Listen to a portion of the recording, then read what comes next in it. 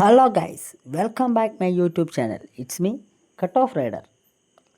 Cut off റൈഡറിൻ്റെ 6ാമത്തെ എപ്പിസോഡിലേക്ക് എല്ലാവരെയും സ്വാഗതം ചെയ്യുന്നു. ഇന്നത്തെ നമ്മുടെ വിഷയം പോക്കറ്റ് റോഡിലെ കുത്തനെ ഇറക്കത്തിൽ നിന്നും മെയിൻ റോഡിലേക്ക് പ്രവേശിക്കേണ്ട ശരിയായ രീതി. വണ്ടി ഇറങ്ങുമ്പോൾ മാക്സിമം ടോപ്പ് ഗിയറിൽ ഇറങ്ങാതെ ഇരിക്കാൻ ശ്രമിക്കുക. സെക്കൻഡ് ഗിയറിലോ തേർഡ് ഗിയറിലോ വണ്ടി ഓടിക്കുക.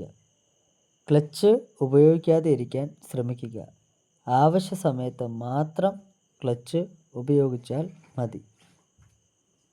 മാക്സിമം ഫ്രണ്ട് ബ്രേക്ക് ഉപയോഗിക്കുക.